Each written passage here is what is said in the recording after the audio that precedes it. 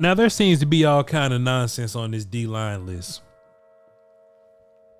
But we'll talk about it though. One time for the bad eyes in the back. There y'all go. One time for the bad eyes in the back.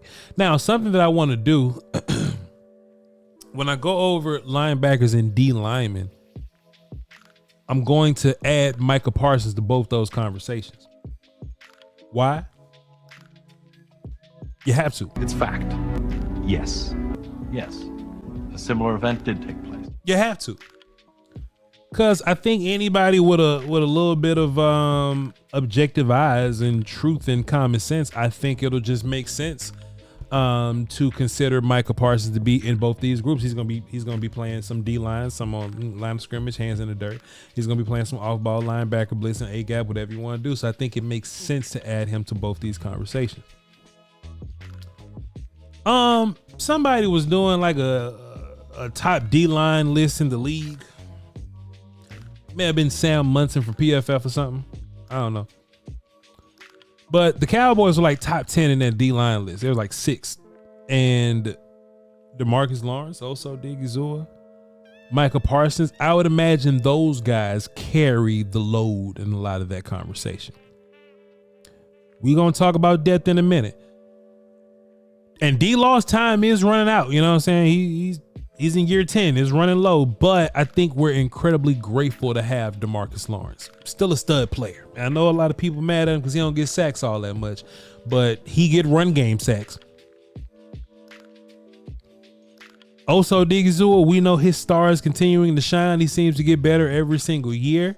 Upfield, penetrating, pass rushy type player. Maybe Mike Zimmer can bring some additional coaching to Oso Odighizuwa and make it to where all year he's really tearing stuff up. But hey, Oso Odighizuwa, we feel good about you.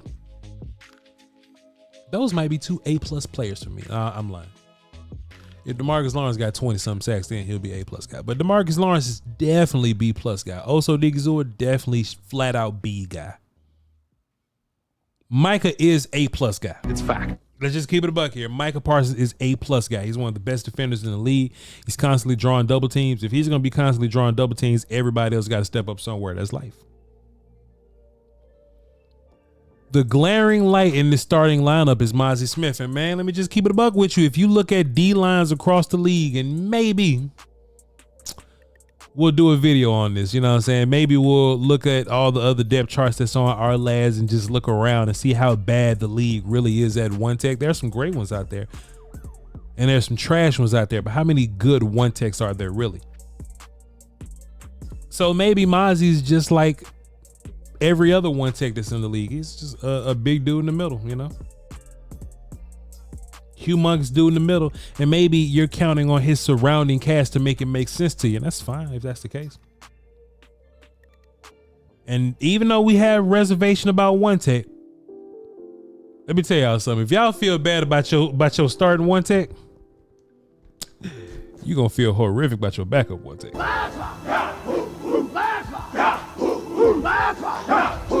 Hey man, Justin Rogers, 7th round pick in the 2024 NFL draft is when Mozzie's coming off the field to catch a break, Rogers is running out there year 1. Carl Davis seems to be a placeholder for you. So yeah, man, long story short, one tech is some nonsense right now. Is that okay? It's cool.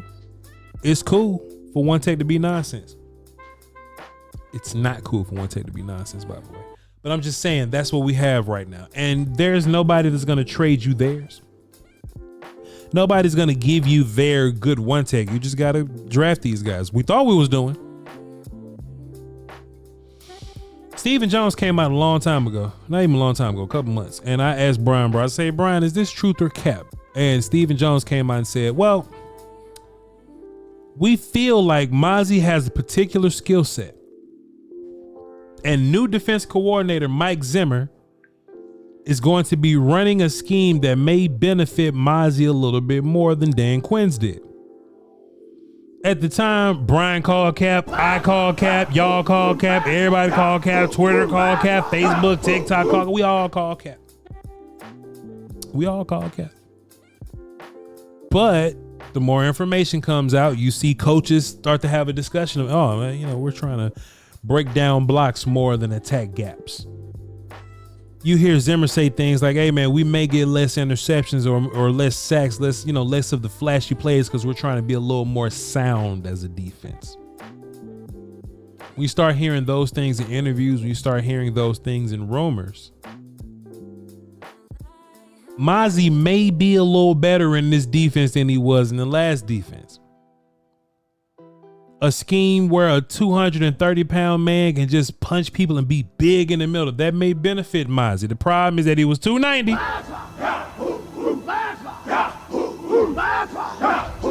Mozzie's shoulder hurt, man. So all he can really do is eat. So he might be putting on fat weight. Mozzie ain't putting on that good old bench press weight because his shoulder hurt. We don't know how Mozzie's getting big. We don't know what kind of big Mozzie's getting. Upper body big Mozzie's getting. His shoulder was hurt. But I will say this though, that ain't your only question mark, right? Now, backup 3-tech is going to be another strange conversation because Chauncey Golston is a backup everything defensive end 3-tech. Viliami Fehoko is also a backup defensive end 3-tech. Both those dudes can play 3-tech. But both those dudes maybe, probably, possibly are going to play a bunch of defensive end for you. Backup 3-tech look nonsensical, just like backup and first string 1-tech. Luckily, you got a starter at 3-tech to make you feel good about it. So interior lineman, Carl Davis, Denzel Dax, man, we can't count on them just yet. So interior D lineman, it makes sense that you got to give that like a, man, look, Osa's grade can't carry that whole D tackle group that much, man. I mean, it might be a B-, maybe C+. C+ in the interior group. Osa and Chauncey are your two best defense. Yeah, man, it might be a C+. I think that's fair. But your defensive end group, I think, is a little better. Maybe a little worse than last year, but last year I think you had a really good defensive end group. Tyrus Wheat was a guy that played games for you, former Mississippi State guy. So he's way down his list behind Junior Fehoko. Junior didn't even play games last year. So we're really looking for them. When camp comes around, when we looking for like training camp videos, Viliami and Marcus Wheat are guys we need to have a conversation about. Byron Vaughn's undrafted dude this year. Darrell Johnson, undrafted guy last year. We'll see. And I ain't gonna say what ain't gonna happen because Tyrus Sweet is an undrafted guy, but he played for you last year, so we'll never know. Marshawn Nealon and DeMarcus Lawrence seems to be your passing game guys. Your run game guys. And Sam Williams and Michael Parsons seems to be your pass rushers. Now, are we gonna live in a world? Voch says this: are we gonna live in this world where DeMarcus Lawrence is your first left defensive end, Sam Williams is your first right defensive end, and Michael Parsons is like a linebacker blitzy dude? That fully depends on if you can trust Sam Williams. Did you hear what I said? It depends on if you could trust Sam Williams. But what if it's Marshawn Nealon?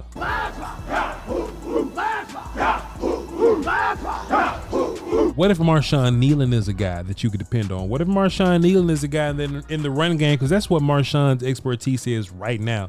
He is a run game defender. What if all you need is a good run game defender to release Michael Parsons to go play linebacker for you? And then in pass rush plays, Michael Parsons goes back home to edge defender, or he just blitzes from wherever. That's the problem. We don't know what Zimmer's going to do. And there was a time, I remember the time, where Mike Nolan was a new dude coming in and we had no idea what his defense was going to look like. And Quinn came in, we didn't know what his defense was going to look like. We're right back at square one where we have no clue what Mike Zimmer's defense is going to look like. And part of me is cool with that because that means the league is going to be clueless also. But what are we going to do with Michael Parsons is a humongous question, and we may not even know that until September. We may not even know it until September. So at the end of the day, I do think your defensive end group is much better than your defensive tackle group. Much better. And if I had to give a grade on your defensive end group, man, you got some dudes there. You got some dudes, a second round, 2 second round picks. We know Sam can be a guy, just depends on what he is, and Marshawn, we'll see. But I think that's a A- group right there. Michael Parsons carries heavy weight there. DeMarcus Lawrence being like one of the best run game defensive ends, maybe first. That's an A- group right there, man. And really, it just comes down to, can they adapt to this new scheme, and can they keep your linebackers heavy? Can they keep them clean? Can they keep your linebackers happy? Can they keep them clean? I think they can. And honestly, I don't think Mozzie alone is going to be enough to discourage you. The problem is now your linebacker is getting blocked because Mozzie can't take double teams. Or your linebacker is getting blocked because, or pardon me, Osa's getting double teamed because Mozzie can't take double teams. That's what we don't want. Because if it's up to me, I'm changing the schemes up front. Like, hey, man, double team Osa and just block Mozzie one-on-one. That's what I would do.